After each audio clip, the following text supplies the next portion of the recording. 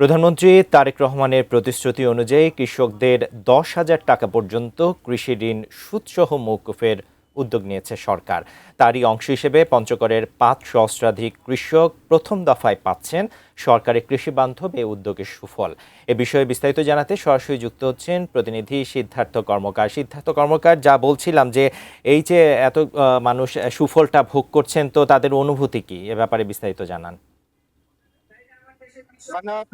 আজ কিন্তু যে পঞ্চগড়ের এই বোদা উপজেলার 5,890 জন কৃষকের তাদের যে 10,000 টাকা পর্যন্ত যে ঋণ ছিল সেটি কিন্তু মওকুফের উদ্যোগ নিয়েছে সরকার এবং স্থানীয় সংসদ সদস্য এবং পানি সম্পদ প্রতিমন্ত্রী ফরহাদ হোসেন আজাদ তার ব্যক্তিগত উদ্যোগে কিন্তু পঞ্চগড় এই বোদা উপজেলার এই কৃষকদের যে ঋণ সেটি মওকুফের ব্যবস্থা করা হয়েছে। এবং আমি যেমনটি লক্ষ্য করেছি কৃষকদের মাঝে এই উপলক্ষে কিন্তু তারা তাদের মধ্যে অনেকে কিন্তু আপ্লুত হয়েছেন। তারা যেমনটি বলছিলেন যে আসলে কৃষকেরা কিন্তু অনেক সময় তারা কিন্তু ঋণ করতে বাধ্য হন বিভিন্ন ব্যাংকের মাধ্যমে এবং অনেক সময় তারা কিন্তু ঋণগ্রস্ত অবস্থাতে অনেকে মৃত্যুবরণ করেন এমন নথি রয়েছে।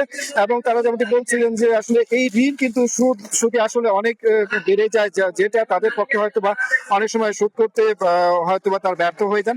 তো কিছুক্ষণ আগে এই অনুষ্ঠানটি শুরু হয়েছে এবং প্রধান অতিথি ফরহাদ হোসেন আজাদ মাননীয় প্রতিমন্ত্রী পানি সম্পদ মন্ত্রী তিনি কিন্তু ইতিমধ্যেই অনুষ্ঠানের স্থলে উপস্থিত হয়েছেন এবং কৃষকদের মধ্যে কিন্তু 5টি করে গাছের চারা এবং তাদের কিন্তু ঋণ মুক্তি যে সনদ সেটি বিতরণ করা হবে। আমি এখানে একজন কৃষকের কথা বলতে চাই, একটু জানাবেন আপনাদের অনুভূতি কি?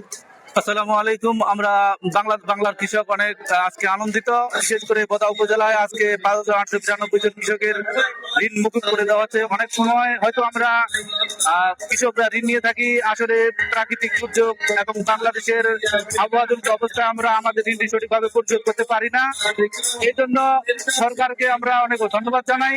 বিশেষ করে পঞ্চগড় বোদা উপজেলার পক্ষ থেকে বাংলাদেশ জাতীয় সরকার, বিএনপি সরকার, তারেক রহমান সহ ফরহাদ হোসেন আজাদ ভাইকে বোদা উপজেলার পক্ষ থেকে অনেক অনেক ধন্যবাদ, সরকারকে অনেক ধন্যবাদ জানাই।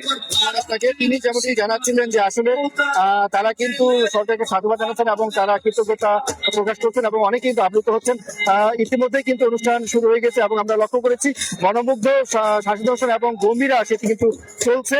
কিছুক্ষণের মধ্যেই হয়তো অনুষ্ঠানের মূল যে অনুষ্ঠান সেটি শুরু হবে। তো এই ছিল আমার কাছে পঞ্চগড় থেকে।